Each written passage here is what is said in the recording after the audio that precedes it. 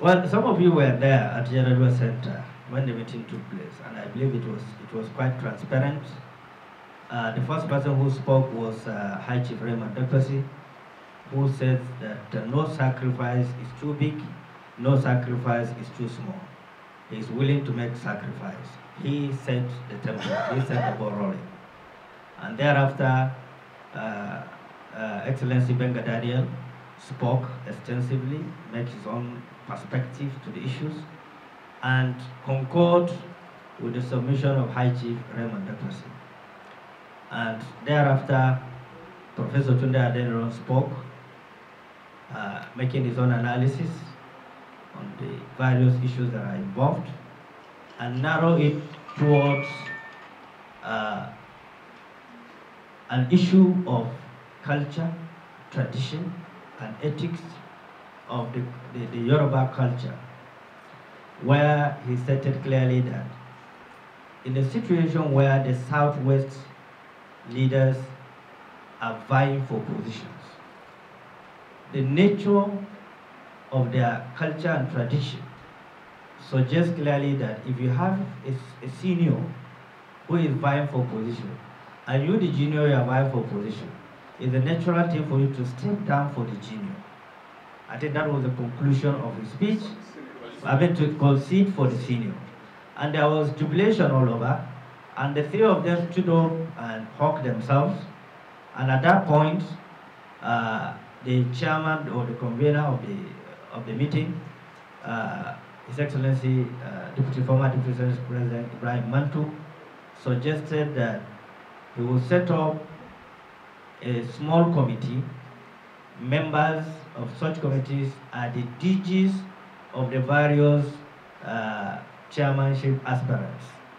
I was a member of that committee. And then 3 other people will be invited to join the committee, to which he is going to chair that committee. We have not sat up till now because we agree to wait until after the next meeting. He will call for the meeting of this small group to deliberate and come up with a very strong advice and recommendation that will be read to meet gentlemen of the press, the decision that was reached.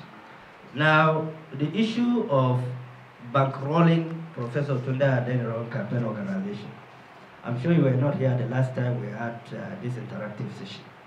I have dealt with it thoroughly, and thereafter I've not had anybody talking about it. And I've challenged any individual who have any evidence, no matter how minute it is, where we are being financed by Buruji, to mention it. Anybody.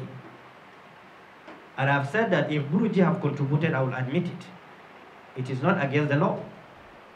But so far, the relationship remains casual, as PDP faithfuls, and so on and so forth.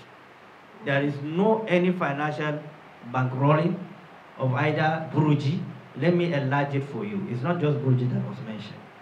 The former Vice President Atiku Abubakar was mentioned as one of those bankrollers. The former President Obasanjo was mentioned.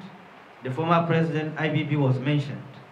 So perhaps you only got a clear picture of Buruji. Buruji wasn't the only one. You see, when you constitute a threat to people, and they cannot question your morality, your decency, your transparency, your commitment, given the fact that you have served a different capacity, the next thing you could do is a defeatist behavior, beginning to generate issues of sentiments and emotions. And the issue of saying that Sayyid Ukumo has been coming here, and so on and so forth, let me remind you, after the Supreme Court judgment, the issue is that no victor, no vanquish. Not only that, in the various convention committees, so Senator Sayyid Ukumo was featured, his name was featured, and it wasn't Professor Tunde Adeniro that conducted those committees, it was the National Caretaker Committee themselves. Senator Gada was also featured, and a host of other people that were Sharif. That is a symbolism of unity, because we were not enemies when we were fighting. We are fighting on issues, to follow due process, to do what is right, internal democracy, stop imposition. Those were the clear gap issues we talked about, and that's what led to the division. Some of us who believe in due process, we said, look, the convention that produced the National Care Committee was legal, and any other thing is illegal. We stood by that, and we have indicated by the Supreme Court. So I want to beg you as a learned person, as a journalist, to do a thorough investigation. And I have mentioned that for anybody to imagine, simply because Professor Adero today is running for the chairmanship, the relationship that existed long before 1999, when PDP was registered between him and former President Obasanjo, that he should quit it. I think that person needs to go for clinical test. Or anybody who imagine that simply because today Professor Adero is running for the chairmanship of PDP, while in cabinet he worked with his former Vice President Atiku Abubakar, both of them in the cabinet of former President Obasanjo, simply because those that are rooting for the former president, vice president to come back to the party, feeling that Adero will be a threat, or simply because Adero has a relationship with Obasanjo for making him a minister. If he come back, that former President Obasanjo relevance will back to the party and will be a threat to their own ambition. They are making such a very pedestrian argument that will not stand any serious mind analysis. I mean, it's a sickening thing. And we will not, if Guruji said he will support us, we will never deny him. We are not a campaign organization that will visit people in the night, strike a deal with them, deny them in the daytime.